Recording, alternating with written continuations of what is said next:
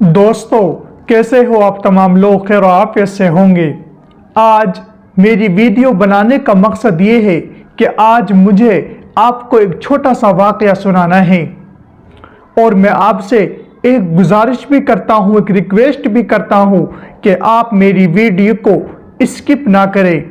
मेरी वीडियो को आप पूरा देखें। जब आप हमारी वीडियो को काट काट कर देखेंगे तो आपके हमारी बात पूरी तरीके से समझ में नहीं आएगी।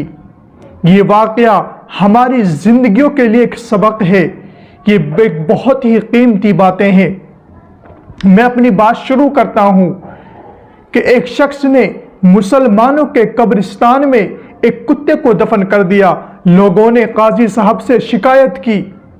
काजी साहब ने उस शख्स को तलब किया और उससे पूछा कि आपने मुसलमानों के कब्रिस्तान में कुत्ते को दफन किया है?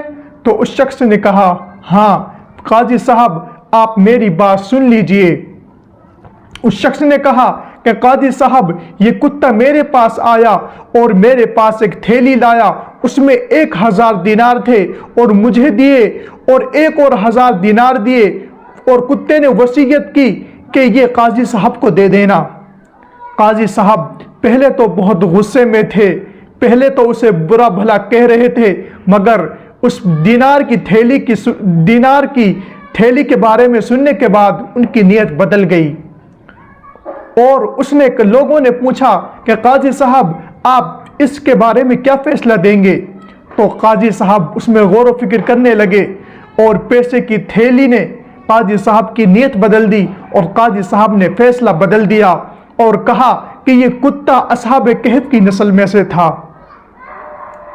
मैं आपसे पूछना चाहता हूं कि आप इस वाक़े से आपको क्या सबक मिलता है कि पैसों की वजह से काजी साहब ने फैसला बदल दिया और काजी साहब की अक्ल खराब हो गई।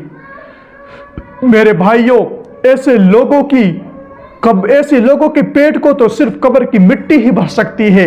इसलिए आपसे मेरी रिक्वेस्ट है, हमें कमेंट करके ज़रूर बताएं आपको इस वीडियो से क्या सबक मिला।